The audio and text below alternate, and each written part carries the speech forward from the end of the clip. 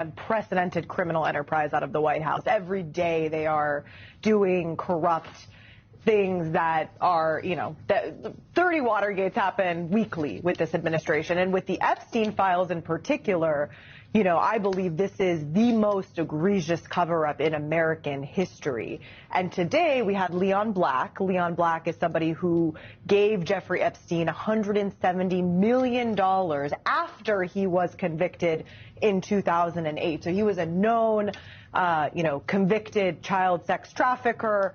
And Leon Black knew that. He himself has horrific allegations against him, NDAs. He was supposed to be in a transcribed interview. We've had a number of these. I mean, I've taken part in so many now. And even though they are behind closed doors and technically not under oath, which as oversight Democrats, we believe they 100% all should be, we usually learn something, right? And the people at least feign that they are cooperating. Leon Black barely made it today through the Republican hour. Typically, how now can you tell us? Oh my God! What happened? So as much as you can share. Couldn't hit the batting practice. We can share all of it. So actually, the first hour is Republicans, and it would have gone to a Dem hour, and sometimes it goes on for 7 hours, right? During that first hour, I will say the Republican staff members today, the council, were asking hard questions. They were not going easy on Leon Black. And once it got to the subject of his NDAs, because he had a number of NDAs with women associated with Jeffrey Epstein who accused him, etc., he would confer with his lawyer and then, say, we're not answering any questions as it pertained to this.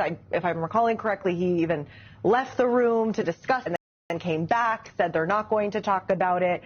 And then that's when the Republican chairman, James Comer, issue 2 subpoenas because it's just unacceptable. I mean, again, we've done these before. I have not found people like Howard Lutnick or Les Wexner credible, but they've gone through the process. They have taken part. It needs to be under oath, but they've taken part.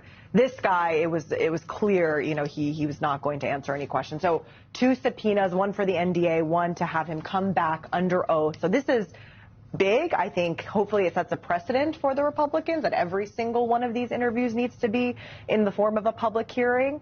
And that's why when we take the majority, we need to bring every single one of these people we've had already back in front of the committee. And put them under oath. And put them under oath where they in front of the American people. I thought it was interesting when you said that he would confer with his lawyers regarding the NDAs that he has with the victims. Right. The victims would be upset if he violated that NDA and told exactly what happened to them.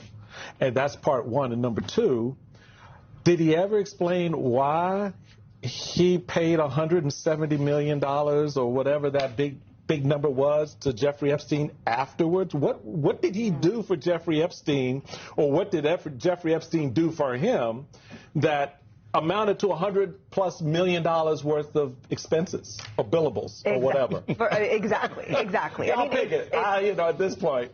It's absurd. I mean, because he walked down, we hadn't even gone through the Republican hour. We didn't get into any of these questions today. But in his previous statements and in his opening statement that he put out in writing, he said it was for tax work, a bunch of nonsense. I mean, this is why these people are so unbelievable, is because you're talking about, Leon Black is not a stupid guy. He's a very, very smart, successful, rich individual.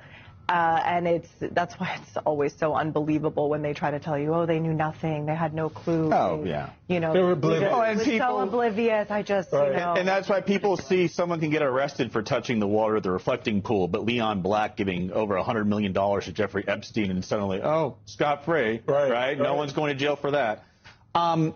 A judge, I want to put this up, DOJ must unredact more files. Judge orders DOJ to produce more unredacted Epstein files or explain why it won't.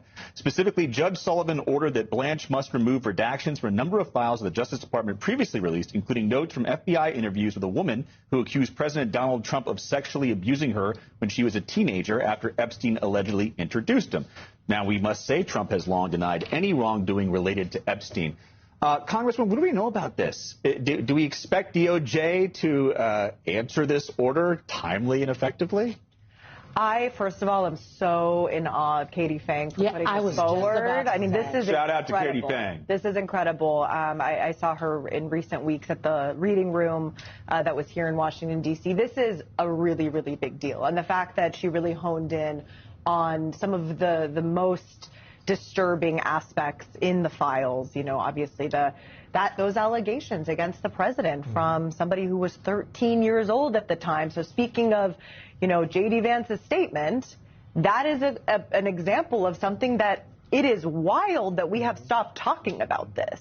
The fact that the president of this country has credible allegations because the FBI interviewed her 4 times, and that is in the file. So that's part of what is supposed to come out July 2nd. She asked about that, and then as well as some more information from the emails that were redacted. Now, this is a Department of Justice under Todd Blanche as the acting attorney general, Donald Trump's former personal attorney.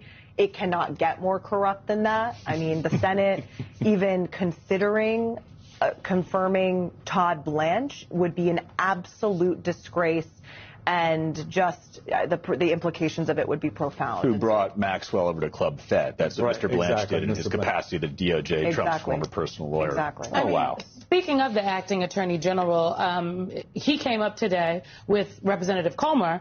He was asked on Capitol Hill about Todd Blanche coming back. Right. Take a listen.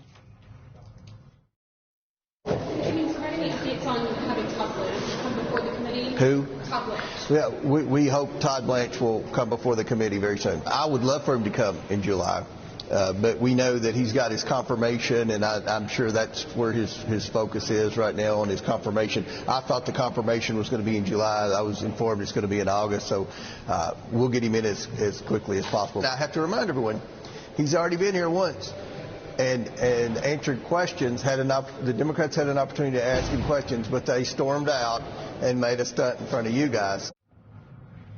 Congresswoman. This is an example of James Comer enabling this massive cover-up. I mean, today's move to subpoena Leon Black was maybe one of the only positive steps that James Comer has taken. James Comer needs to compel Todd Blanche to come before the committee. What he referred to, saying that he's already come, he's talking about that backroom fake hearing that they tried to have with us, not under oath. No, I mean, none of it. They came with Pam Bondi and tried to use that as a way for her to get out of her subpoena, which, of course, they continued. So that is ridiculous. James Comer needs to subpoena Todd Blanche immediately. He's at the center of this cover-up. Pam Bondi herself, ultimately in her transcribed interview, mentioned and made very clear that Todd Blanche is the one who has been overseeing this entire botched release of these files and this cover-up. May we go after the folks in the Epstein Files the way we go after people trying to touch the reflecting pool? We have pretty simple standard. Pretty simple standard. You touch it, we got you. Congresswoman Yasmin Ansari, we would hope to have you back Absolutely. after the next president comes before the committee. We appreciate your time today. When we come back, folks, our 80-year-old president, he may seem more physically and mentally diminished than ever before, but he's now surrounded by a whole posse of young henchmen who are willing to do the dirty work for him. And later, there's breaking news on Trump's war of choice with Iran, the U.S. carrying out new strikes threatening that fragile ceasefire the president keeps touting. Is it still a ceasefire? We will get into it. You are watching The Weeknight.